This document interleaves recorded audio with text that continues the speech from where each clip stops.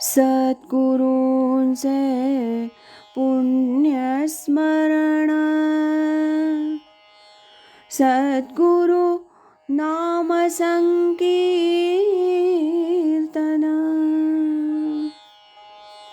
सद्गुरु गुणानुवाद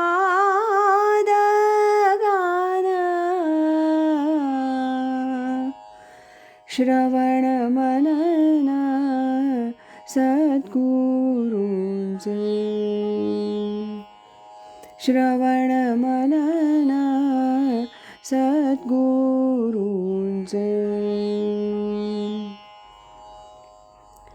आज ऐकूया स्वामी स्वरूपानंद एक अलौकिक राजयोगी या ग्रंथातील प्रकरण 9, असे प्रसंग असे स्वामी, याचा भाग 15. श्रीयुत सूर्यकांत विठ्ठल देवळेकर रत्नागिरीचे हे स्वामी स्वरूपानंदांचे एक जुने, निष्ठावान आणि श्रद्धावान असे शिष्य. स्वामींच्या सर्व कार्यात श्रीयुत देवळेकर अगदी प्रथमपासूनच आघाडीवर असत आणि आहेत. देवळेकरांचं स्वामींवरील प्रेम आणि श्रद्धा आणि स्वामींची त्यांच्यावरील कृपा ह्याचा 1962 पासून मला अनुभव आहे. देवळेकर यांच्या स्वामींवरील श्रद्धेचं एक बारकसं उदाहरण आता मी देतो.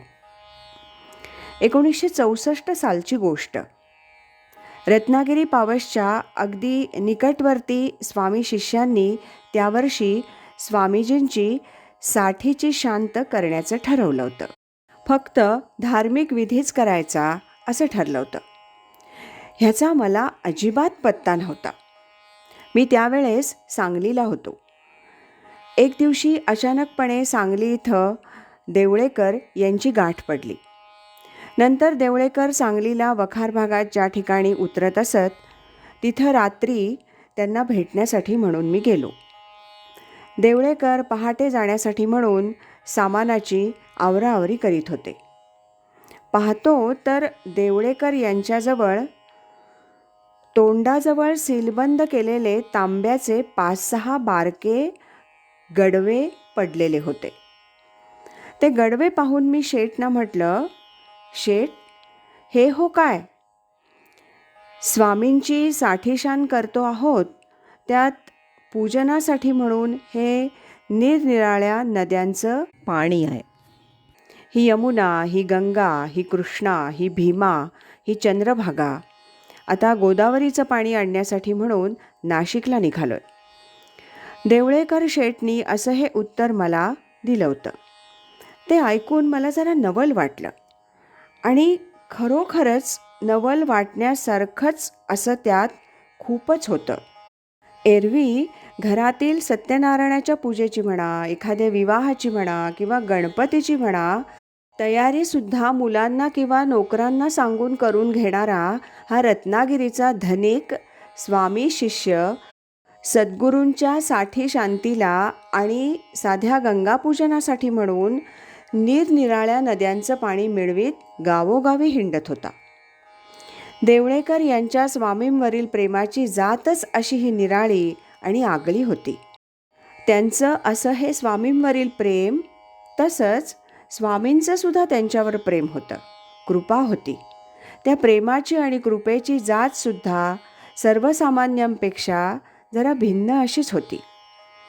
एकदा शेठ सहजच स्वामींना म्हणाले, स्वामी, मला साधन करावं असं खूप वाटतं, पण वेळ मिळत नाही, काहीच होत नाही. स्वामींनी शेठना उत्तर दिलं होतं, करता तेवढं पुरे आहे. तुमच्यासाठी मी साधन करतो आहे. दक्षिणेश्वरी काही प्रसंगी रामकृष्ण परमहंसांनी मथुर बाबूंना दिलेल्या उत्तरासारखंच हे उत्तर होतं. थोर साक्षात्कारी पुरुषांकडून अशा तऱ्हेचं उत्तर फक्त त्याच भक्तांना मिळतं की ज्यांच्याशी त्या पुरुषाचा पूर्वजन्मीचा ऋणानुबंध असतो. रामकृष्ण अनेक वेळा मथुर बाबूंना म्हणत, मथुर, तुझ्यासाठी मी आईची प्रार्थना करतो. यानंतरचा प्रसंग, गाय शास्त्राने नेली त्यात आपला दोष काय. पावसला स्वामी स्वरूपानंदात ईश्वरी कृपेनंच मला नेहमी रामकृष्ण परमहंसांसारख्या थोर साक्षात्कारी पुरुषाचं दर्शन होत असे. अगदी याच अनुरोधानं थोडंसं पुढे जाऊन लिहायचं झालं तर मी असंही म्हणू शकेन की ह्या बाबतीत ईश्वरानं ह्याहूनही थोडं अधिक असं काहीतरी केलं होतं. ते हे की 1962 पासूनच्या माझ्या अनेक पावस भेटीत देवळेकरांसारख्या स्वामी भक्तात काही प्रसंगी मला रामकृष्णांच्या मथुर बाबूंचं सुद्धा दर्शन घडत असे. अशा आमच्या रत्नागिरीच्या ह्या मथुर बाबूंच्या घरी घडलेली ही एक कथा. ह्या कथेत मला स्वामी दिसतात, ते एक विवेकसंपन्न आणि बुद्धिवादी संत म्हणून. देवळेकरांकडे एक उत्तम कुत्रा होता. त्याचं नाव होतं ड्यूक. या कुत्र्यावर शेठचं फार प्रेम होतं. मी जेव्हा जेव्हा शेठकडं रत्नागिरीत जात असे तेव्हा शेठ बसलेले असायचे स्वामींच्या फोटोजवळ आणि हा ड्यूक बसलेला असे शेठजवळ. आपल्या ह्या आवडत्या कुत्र्याच्या सान्निध्यातच शेठ माझ्याजवळ तासनतास स्वामींसंबंधी गप्पा मारीत असत.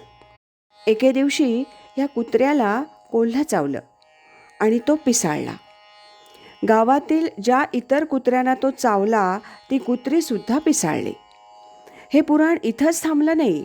शेठचा हा ड्यूक शेठच्या गोठ्यातील एका गाईला चावला. ही गाय शेठची मोठी आवडती होती. अगदी शांत जनावर, 3-4 लिटर दूध द्यायची. झालं, तिलाही विषबाधा झाली. शेठनं रत्नागिरीच्या व्हेटरनरी डॉक्टरना घरी आणलं. कुत्र्याला आधीच मारण्यात आलं होतं. आता शेठना काळजी पडली होती गाईची. अनेक उपचार झाले. गाईची विषबाधा काही केल्या कमी होईना. उलट तिच्या लाळेतून विषाचा प्रादुर्भाव होऊ लागला. ह्या गाईनं चाटलेलं गवतसुद्धा गोठ्यातील इतर जनावरांनी चाटलं तरी त्या जनावरांनासुद्धा विषबाधा होईल असं आपलं स्पष्ट मत देऊन डॉक्टरांनी त्या गाईला एक इंजेक्शन देऊन त्याच दिवशी शांत केली होती. असं सर्व घडलं होतं. ड्यूक गेला होता. शेठची ती आवडती गायसुद्धा संपली होती. शेठना दुःख झालं होतं. आपल्यावर आणखी एखादं संकट येतं की काय म्हणून त्यांना एक काळजीच लागून राहिली होती. ह्याहूनही अधिक म्हणजे आपल्या घरात ही एक गोहत्याच झाली असं उगाच वाटून शेठना मनस्तापच होत होता. अशा ह्या मानसिक संत्रस्त स्थितीत एका आठवड्याचा काळ शेठनी काढला होता. गुरुवार उजाडला. रत्नागिरीहून पावस इथं दर गुरुवारी सद्गुरू दर्शनास जाण्याचा शेठचा नियम होता. शेठ पावसला आले. स्वामी दर्शनासाठी म्हणून खोलीत गेले. नित्याप्रमाणे बाकावर बसले. तोच स्वामीजी त्यांना विचारतात, काय झालं. शेठनी झालेली सर्व घटना त्यांना विदित केली. स्वामी शांतपणे शेठना म्हणाले, गाय शास्त्रानं नेली त्यात आपला दोष काय. स्वामींचे शब्द म्हणजे देवाचे शब्द असं शेठ मानित असत. स्वामीजींचे हे शब्द ऐकून शेठ त्या क्षणीच सर्व कसं अगदी विसरून गेले होते. त्यांना जरा हलकसं झालं होतं. ते आनंदित झाले होते. ही गोष्ट अगदी साधी, पण तिच्या संदर्भात स्वामी स्वरूपानंदांनी आपल्या शिष्याला जे उत्तर दिलं त्यात विवेकसंपन्न आणि बुद्धिवादी अशा स्वरूपानंदांचं खरंखुरं दर्शन निदान जाणकाराला तरी झाल्या वाचून राहणार नाही. एखादा नैष्ठिक किंवा तांत्रिक गुरु असता तर त्यानं ह्या घटनेचा अन्वयार्थ काही निराळा असाच लावला असता. संधी साधू सद्गुरू असता तरी त्यानं काही फायदा करून घेतला असता. कोणी गोप प्रदानाचा उपाय सांगितला असता. कोणी ग्रह काहीतरी बिघडलेत असं म्हणून शांती, अनुष्ठान, जप असं काहीतरी करायला सांगितलं असतं. पण स्वामी पडले विवेकसंपन्न आणि बुद्धिवादी संत. तस्मात् शास्त्रम प्रमाणम ते असं मानणारे आणि प्रतिपादन करणारे. त्यांनी आपल्या ह्या परमशिष्याला अगदी स्पष्टच सांगून टाकलं, गाय शास्त्रानं नेली त्यात आपला दोष काय? ती गाय असणं म्हणजे ती आणि तिच्याबरोबर इतर जनावरं जाणं अशी ती परिस्थिती होती. Greatest good of the greatest number म्हणून असा तो शास्त्राचा निर्णय होता. असे प्रसंग असे स्वामी या 9व्या प्रकरणाचा हा होता भाग 15वा. उद्या ऐकूया याचा भाग 16वा. श्रीमत सच्चिदानंद सद्गुरु श्री स्वामी स्वरूपानंद महाराज की जय. हरि ओम तत्सत.